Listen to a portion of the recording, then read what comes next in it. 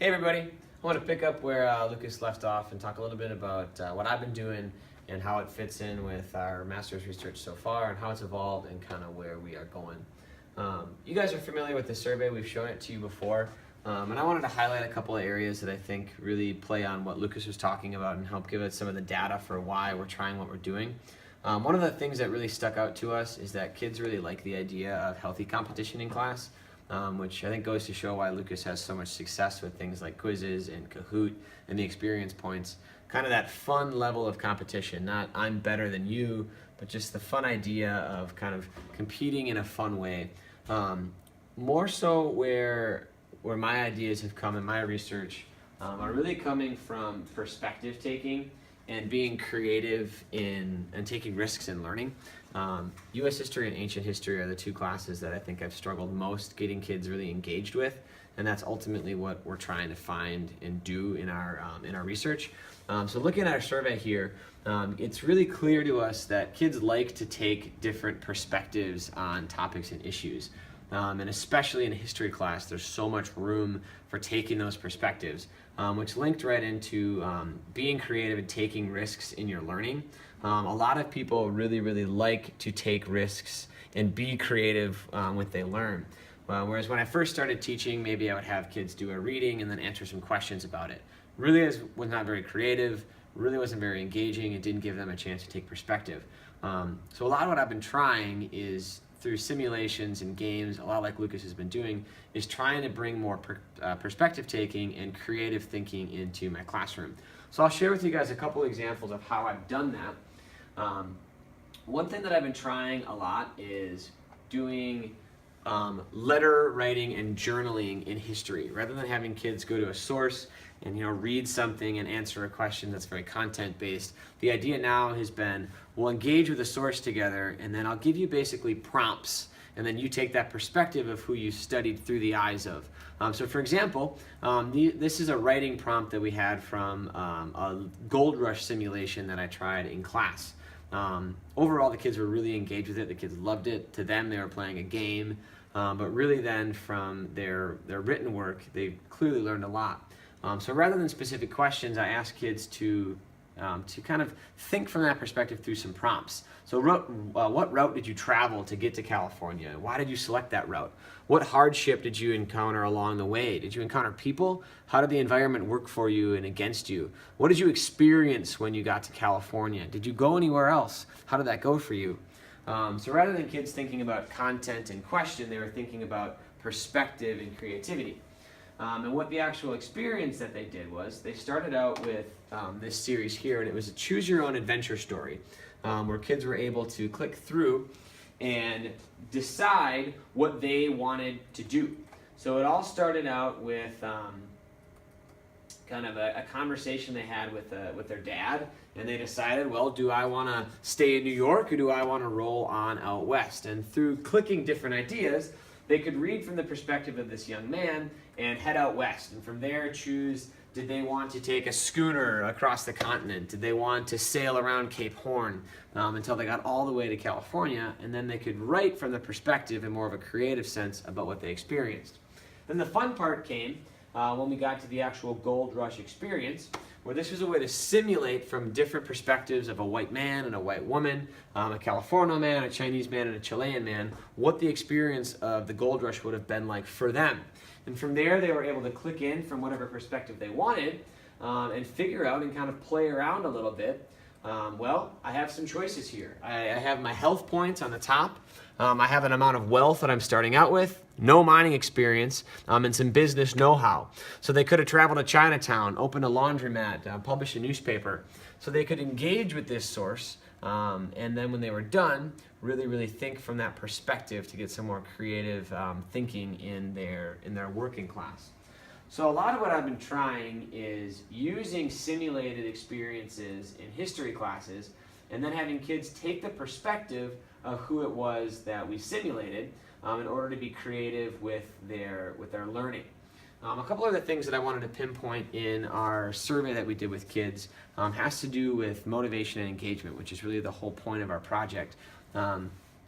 And we really found that kids want to make meaning from what they're studying, and that they like meaning making. And for me, doing these types of simulated experiences and then taking perspective has been really successful in giving kids that meaning making. It's not just answering a question based on content, it's thinking about a question through the eyes of someone who lived it.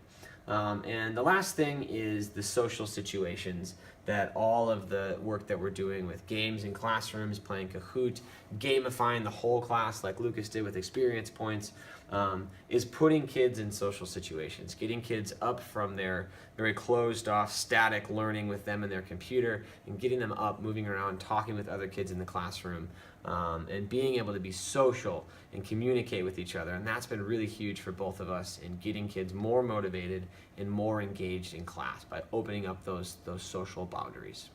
Other than that, I've been trying a lot of the same things that Lucas has been trying. We play a lot of Kahoot, which works as an awesome formative assessment. I can see right away, what are my kids getting, what are my kids needing a little bit more time on. And I've also tried a couple really big simulations that have been effective as well. And I want to highlight a couple pieces of one of them that we will be doing in just about 2 weeks or so in my U.S. history class. And I want to talk a little bit about what we're going to do, especially with this simulation that allows a little bit of extra control of bias and getting kids really thinking the way that we want them to be thinking. I can't pull it up right now, but that's okay. So we're going to do a simulation in U.S. history class where about half the class is factory owners and the other half of the class is factory workers. And it's the job of the workers to complete a number of tasks every week, which is a little 2-minute round.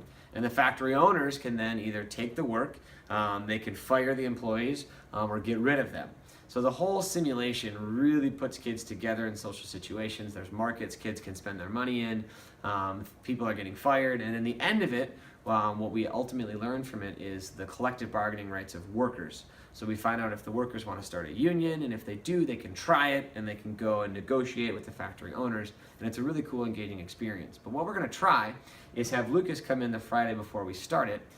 He doesn't know any of the kids in my class, and all the kids will be assigned a number, and Lucas is going to basically give every kid a rating, 1 through 5, on what he perceived their motivation and engagement on a more traditional day in class.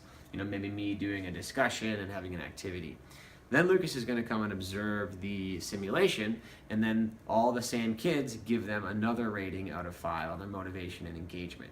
And we're hoping to really find that this type of experience really does get some of those hard to reach kids who seem to be our low engaged students and seem to be our kids who really need a little bit of extra help. We want them to be the kids who can really get engaged and motivated. And that's really what we're hoping to find through everything that we're doing is how do we get kids excited about school? How do we get kids engaged with the material that we have? And how do we get kids motivated beyond the use of just simple grades and threats of punishment? Thanks a lot for listening. You'll see more from us later. Okay, so to find out from the students how this is working out, we're planning on doing a bit of surveying. I'm going to do some surveying at the end of the first semester, ask students what they like about the whole gamification thing, the leaderboard. I've already gotten a lot of feedback. A lot of the stuff that I've been learning comes directly from the kids during class.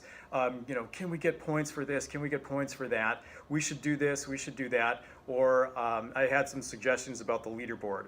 When I first started it, for example, it didn't automatically sort the data. It was alphabetized, and the kids said we wanted to show our rankings. So I figured out how to do that, and it's made a pretty big improvement. So we're going to do quite a bit of surveying, I think, and then one-on-one talking with students here and there. But they are more than happy to just share how they're feeling about how the whole system is working in class. So for initial impressions, this seems to be really awesome. I think that this is one of the most effective things, maybe one of the best things that I've ever implemented in my 15 years here. The whole classes seem to be friendlier with each other. Class community seems to be more tightly knit, and people seem to be pretty comfortable with each other. That doesn't matter if it's in my 6-7 class, which has 16 students, or my period 8-9 class, which has 30 students in it. So that has been a big improvement, and I'm pretty excited about that. So I feel like so far, although we're still early into the year, this seems to be really good. We'll see if the novelty wears off or if it continues throughout the year as well. Excellent. And lastly, kind of where do we need to go from here in our project, in our research? Most of our background research and what we're doing and kind of why we're doing it is done. And we know what we're doing. We're both implementing great things. So our next step is really the methods part of our paper, is typing that and getting that down on paper. Like I said, we know what we're doing and we're implementing it, and it's going great. We're seeing exactly what we want to see. But now it's a matter of putting that down in a clear and coherent manner on a paper, and then really discussing results, getting to the end of this semester and second semester, and taking a look at overall how do we think kids improved, both on a level of motivation and engagement and class community and culture, but also did we see any academic increases as well? Because that always has to be the ultimate goal here, is student learning and student growth. And it's our hope and our plan and our hypothesis that through increased engagement, motivation, community, and class culture, academic improvement is an after effect of that. So for us, it's really going to be taking what's in our heads and what's going on in our classes, getting that down on paper and taking that big step, which I think we're ready to do, and things are going well. Thanks for watching. We'll see you later.